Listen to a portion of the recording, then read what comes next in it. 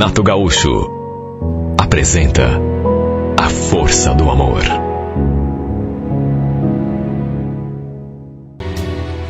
Naquela época, eu devia ter uns 14 anos, quando nos mudamos para aquele bairro.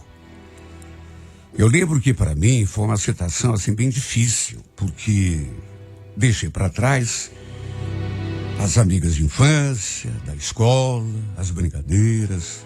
Aliás, antes de nos mudarmos, apesar de eu já ser uma adolescente, eu era assim bem infantil, até meio inocente demais.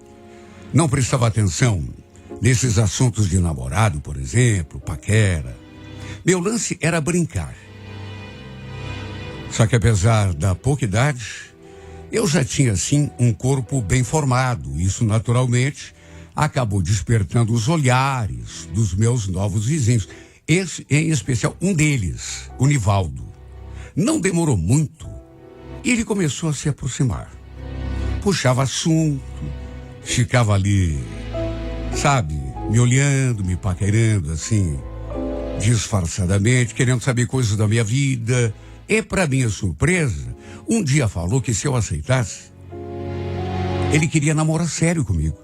Repito, eu era meio bobinha para esses assuntos. Nem sabia direito o que era namorar, mas acabei aceitando. Até porque não posso negar, era um rapaz bonito. O Nivaldo era 8 anos mais velho do que eu. E talvez até por conta disso, a mãe acabou permitindo que a gente namorasse. Meus pais eram separados. O pai morava em outra cidade. De modo que a permissão da minha mãe era o que bastava. Quer dizer, ela permitiu, mas falou que ia ficar de olho na gente. Os meses foram passando e pouco a pouco ele foi me conquistando, cada vez mais, despertando um sentimento maior em mim.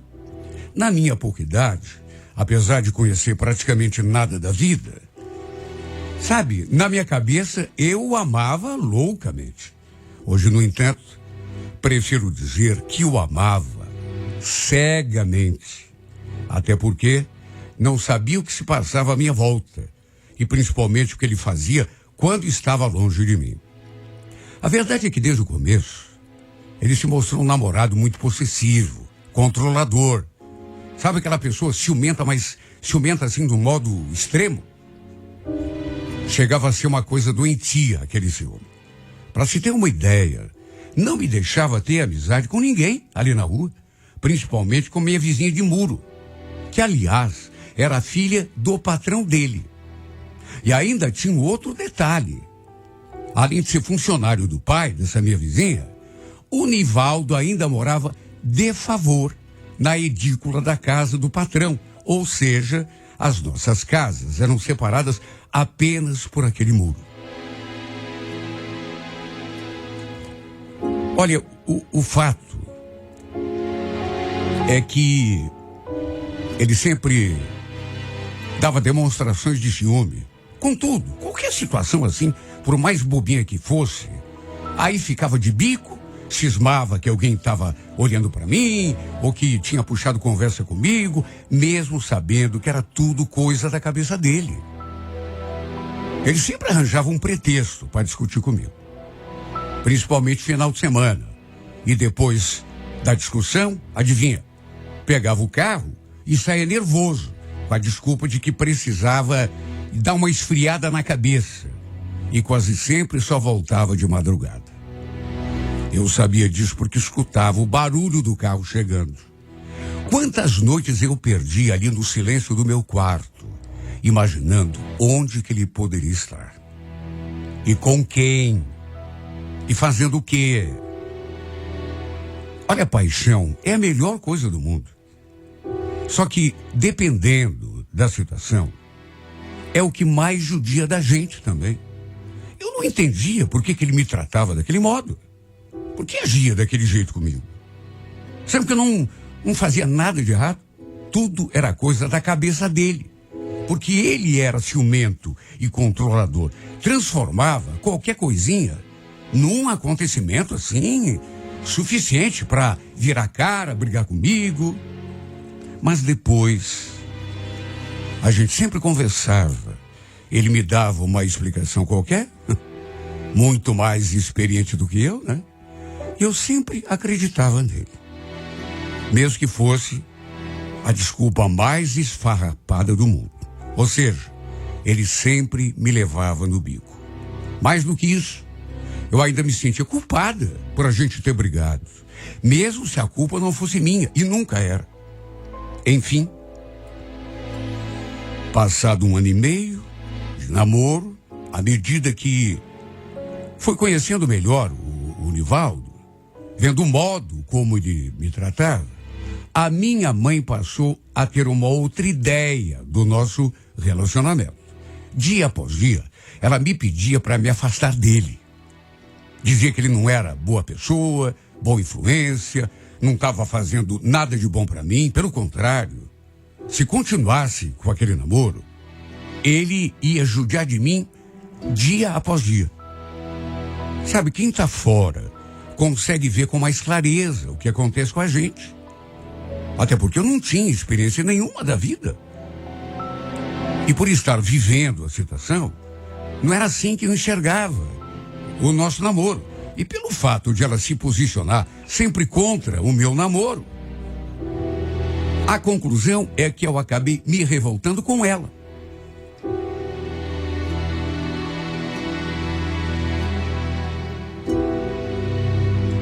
Passamos a brigar. Acabei virando uma filha respondona, que não aceitava nada do que a minha mãe falava. Aliás, ela não era a única que vinha me falar mal do Nivaldo. Só que, cega de paixão, eu não escutava ninguém. Olha, não foram poucas as vezes que vieram me contar que ele me enganava e justamente com a filha do seu patrão, essa menina com quem ele não queria que eu conversasse. O nome dela era Lúcia. E até ela mesma, às vezes, me envenenava, dizendo que era mesmo tudo verdade, que os dois tinham um caso de amor secreto. Já fazia muito tempo. Eu ficava louca da vida. Imagine. Mas quando ia tirar satisfação com ele, ele negava tudo. Dizia que a Lúcia era louca, que era uma mentirosa, que gostava dele, e aí ficava revoltado, que ela não queria, ele não queria nada com ela. Sabe, ficava inventando essas coisas, só para mutuar o nosso namoro.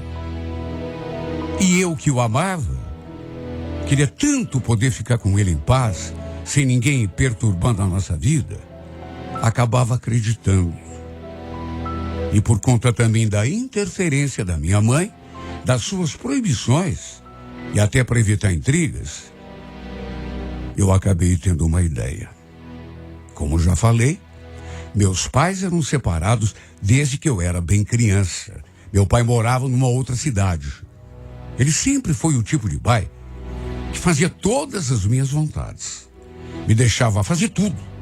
Não me cobrava, só fazia coisa para me agradar. O que eu pensei? Se eu pedisse para ele para assinar minha emancipação, apesar de eu só ter 16 anos, eu e o Nivaldo poderíamos até nos casar. E aí ninguém mais ficaria no nosso pé, proibindo a gente de ficar junto. Nem mesmo a minha mãe. Olha, eu pensei muito nisso, muito. Até que um dia conversei com ele e propus. Nivaldo, o que você acha da gente se casar e fugir? Eu já estou com 16 anos. Meu pai pode assinar a minha emancipação. Sei lá. Não sei, viu? De repente eu me complico com isso. Que nada. A gente vai escondido lá para casa do meu pai e depois que os papéis estiverem assinados, ninguém vai conseguir fazer nada. O que você acha? Ele pensou um pouco, até que se abriu num sorriso e, para minha alegria, acabou concordando. Pediu que eu fosse na frente, me acertasse tudo com o pai e depois ele viajaria para me encontrar. Na minha cabeça era o plano perfeito, só que nenhum de nós entendia de lei, sabe? A gente só imaginou, vamos fugir e casar. Mas eu tinha certeza que meu pai ia concordar com a minha ideia. No meio do mês de janeiro daquele ano, tive mais uma briga feia com a minha mãe. E disse a ela que queria ficar um pouco com o meu pai. E ela concordou. Até comprou a passagem do ônibus. Fiquei feliz da vida, fazendo planos, sonhando com uma vida de casal, com o Nivaldo. Sabe aquela coisa de felizes para sempre? Só que quando cheguei, quando encontrei com o meu pai, ele me disse uma coisa que me fez murchar. Tua mãe me ligou e me ameaçou, sabia? Ameaçou, pai? Mas por quê? Diz que se eu deixar seu namorado vir pra cá também, ela me denuncia pra polícia. Mas, pai, eu queria que ele viesse, pai, pra poder me casar com ele. Casar? Você ficou louca? Mas de jeito nenhum. Esquece isso. Você é uma criança. Mas era só que me faltava. Pensa na minha decepção. Na verdade, fiquei até meio decepcionada com o meu pai, porque ele sempre fazia tudo o que eu queria. Só que, infelizmente, dessa vez, não foi assim que aconteceu. Diante da negativa do meu pai, fui obrigada a ligar para o Nivaldo e contar para ele o que tinha acontecido. Ele, naturalmente, também não gostou. Ficou até meio brabo. Pediu que eu voltasse naquele dia mesmo. Só que por ser uma cidade pequena, somente dali a 3 dias teria ônibus disponível para vir para cá. Resolvi então ficar e aproveitar aqueles dias ali. E olha, uma coisa eu digo. Me diverti tanto com a família da nova esposa do meu pai. Eles me levaram para passear por todo canto daquela cidade. E não sei explicar, mas passar aqueles dias longe do Nivaldo, conhecendo gente nova, me divertindo, me fez sentir um estalo. Parece que meus olhos de repente se abriram. Claro que também recebi muito conselho. E sei lá o que deu dentro de mim. Mas eu comecei a enxergar a minha situação de um modo assim, diferente. Fiquei me perguntando, por exemplo, o que eu estava fazendo da minha vida? Querendo casar tão novinha. Sabe? Era uma loucura. Meu pai tinha razão. O que eu estava querendo fazer? Aqueles dias que passei ali me fizeram abrir os olhos e me despertaram de uma espécie de, sei lá, feitiço que estava tomando conta de mim. E por incrível que pareça, voltei de lá para Curitiba com outro pensamento na cabeça. Voltei, aliás, determinada a dar um basta no meu namoro com o Nivaldo. Só que chegou na hora e eu não tive coragem. Mesmo assim, ele notou de saída que eu estava diferente, né? E nos dias que se seguiram, a gente não parou de brigar. A diferença, no entanto, é que dessa vez eu não ficava mais chorando, me lamentando. Numa dessas brigas, no entanto, a discussão foi mais feia. E eu entrei em casa, aos prantos. Ele pegou o carro e saiu. Eu, inclusive, liguei para o meu pai. Contei o que estava acontecendo. E pedi para passar mais uns dias lá na casa dele. E quando desliguei o telefone, começou a me dar um aperto no peito, uma coisa estranha assim. Olha, eu estava tão mal que pedi até colo para minha mãe. E sabe, mesmo ela me fazendo carinho ali, me consolando, não consegui me livrar daquela angústia. Uma angústia assim que tomou conta de mim. Parecia um pressentimento ruim. Pelas tantas tocaram uma campainha. Fui ver quem era e dei de cara com a Lúcia. Não tive nem tempo de perguntar o que ela queria. Sabe, foi tudo assim, muito rápido. Ela foi logo jogando a bomba na minha cabeça. Corra pro hospital que teu namorado tá morrendo. O quê? que você falou?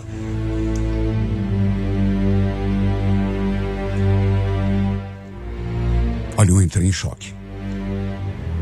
Não consegui entender nada, porque a minha cabeça parou de funcionar.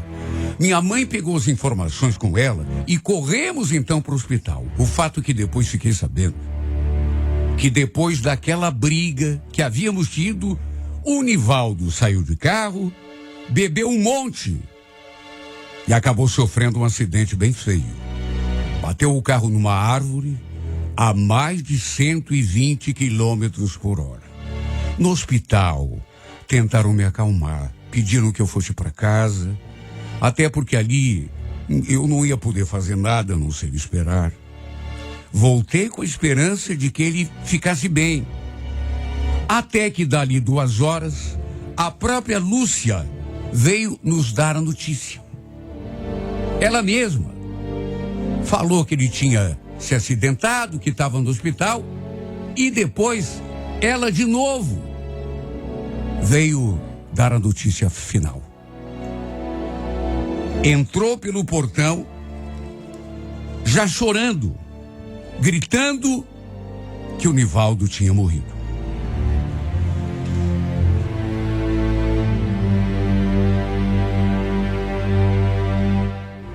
Fiquei em choque de novo. Tinha me recuperado um pouco, pelo menos, mas entrei em choque de novo, para se ter uma ideia da gravidade do acidente. O velório aconteceu com o caixão fechado. Ele tinha se rebentado todo. O rosto estava desfigurado, irreconhecível. Só que, no meio do velório, lembro que eu estava de costas pro caixão conversando com a minha mãe, quando vi aquele barulho. Aí eu olhei para trás e vi que a louca da Lúcia tinha aberto a tampa do caixão. Eu ainda não tinha visto o Nivaldo. E quando olhei para ele ali deitado, com aquele rosto todo retorcido, senti as pernas amolecendo. E se minha mãe não tivesse me amparado, eu teria caído no chão. Não sei por que ela fez aquilo. Como que uma pessoa pode ser tão maldosa?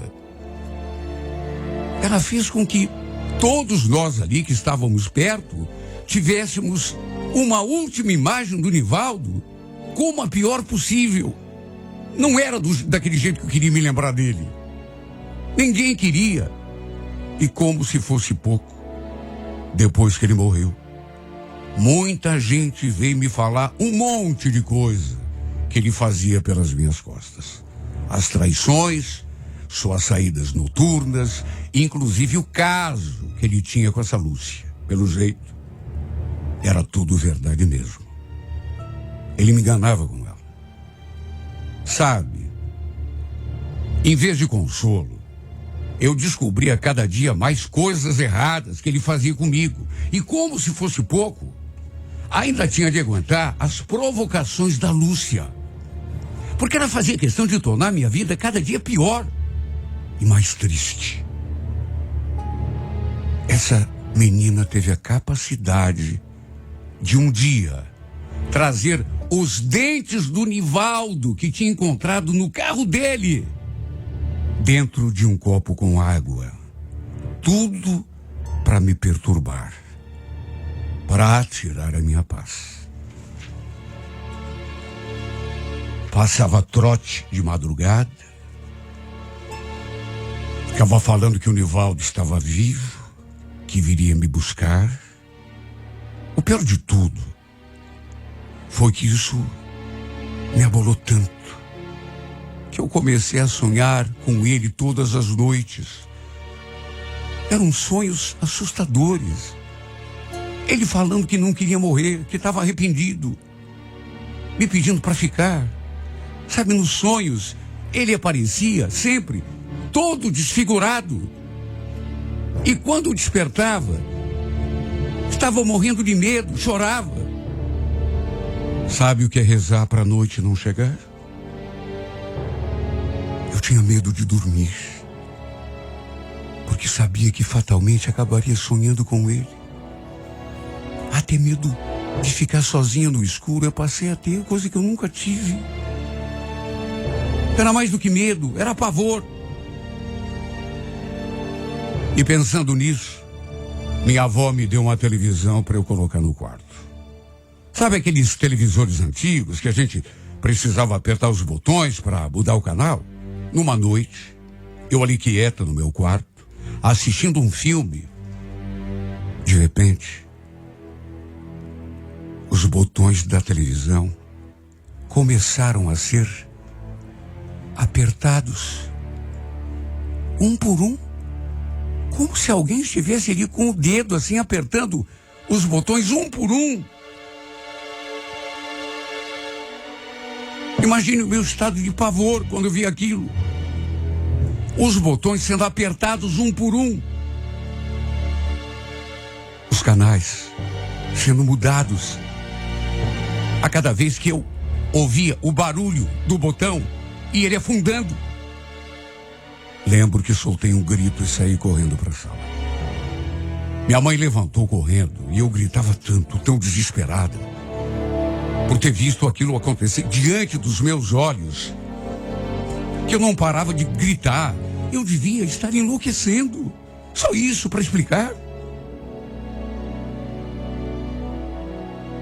Aquilo mexeu com a minha cabeça. Eu estava ficando louca, transtornada. O pavor tinha tomado conta de mim. Eu não pensava em outra coisa que não fosse aquilo. O espírito do Nivaldo estava querendo me matar, ou me assombrar, ou quem sabe me levar com ele. Eu já não raciocinava direito. A gota d'água foi quando uma noite, eu dormindo, acordei assustada com aquele barulho. Parecia que a casa toda estava desabando. Levantei e saí correndo.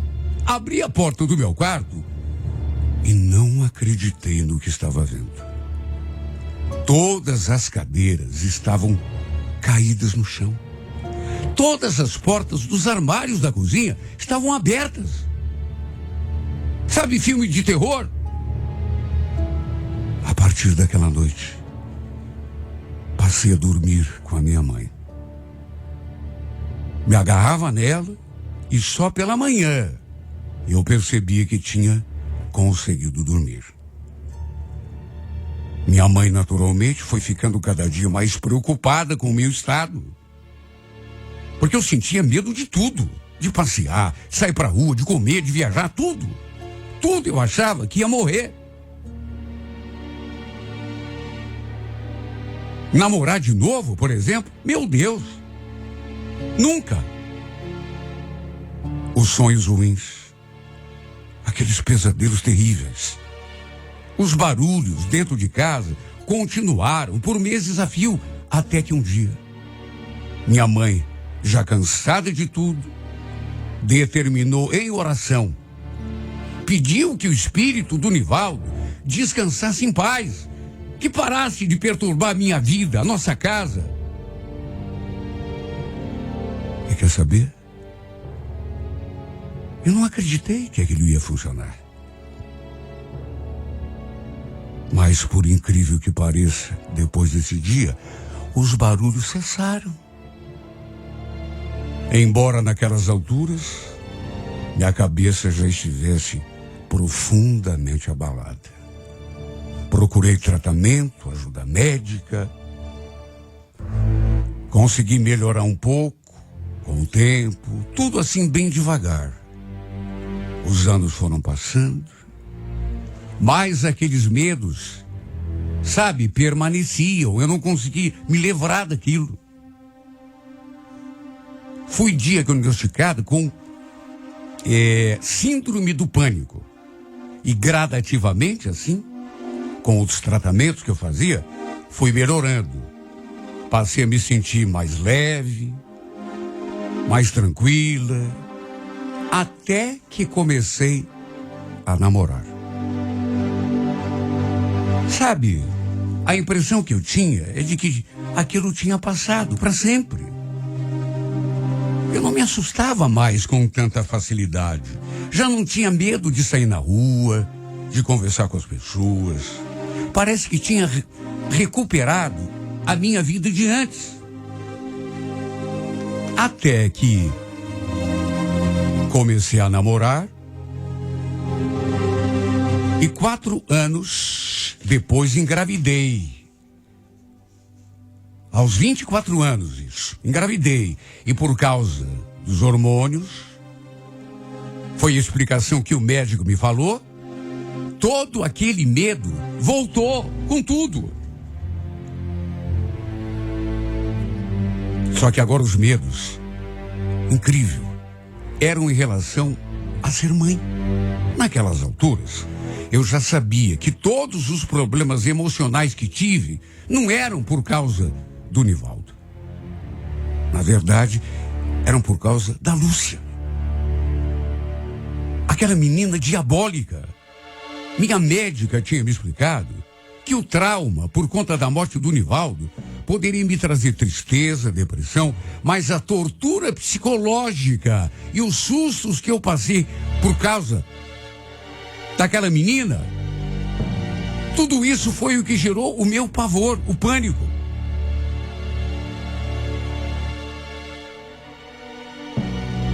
Após o nascimento da minha filha, precisei fazer tratamento de novo. Embora dessa vez tenha sido mais tranquilo e até mais rápido, porque eu já estava começando a aprender a lidar, sabe, a me relacionar comigo mesmo, digamos assim. Já me conhecia melhor. O pai da minha filha não compreendia os meus transtornos.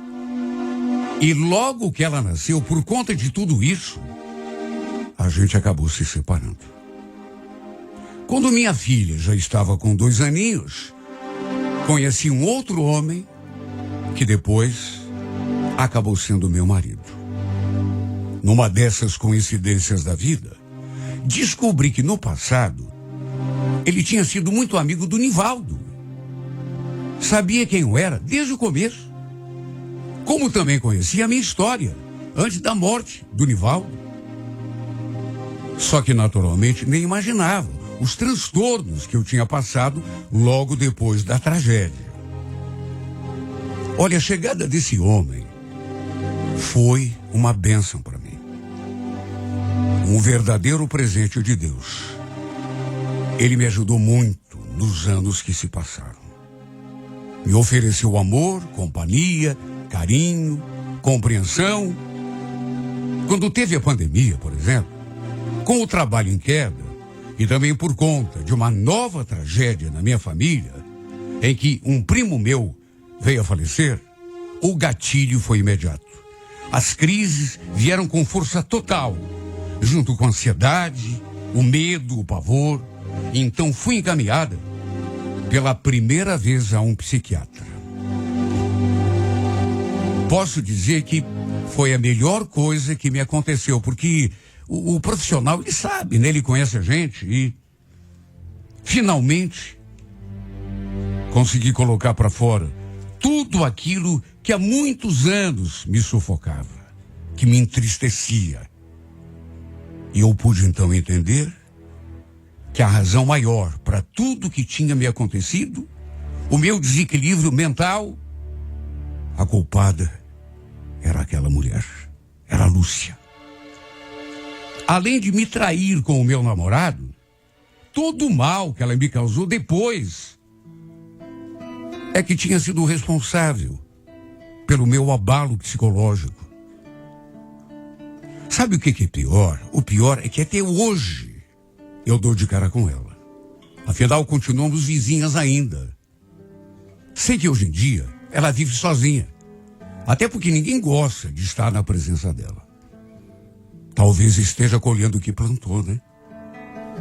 Mas mesmo assim, juro, não quero o seu mal. Espero que um dia ela tenha consciência de todo o mal que me fez. E de graça. Porque eu nunca fiz nada de ruim para ela. Quanto a mim, estou bem de novo. Novamente de alta. sem medicação, sem terapia, equilibrada, com o apoio do meu marido e da minha filha. Só escrevi essa carta mesmo para desabafar, contar esse meu relato. E quanto a você, Nivaldo, esteja onde estiver, juro por Deus, só quero o teu bem. E seja em que plano for, não guardo mágoa. Peço a Deus apenas que você esteja bem e em paz.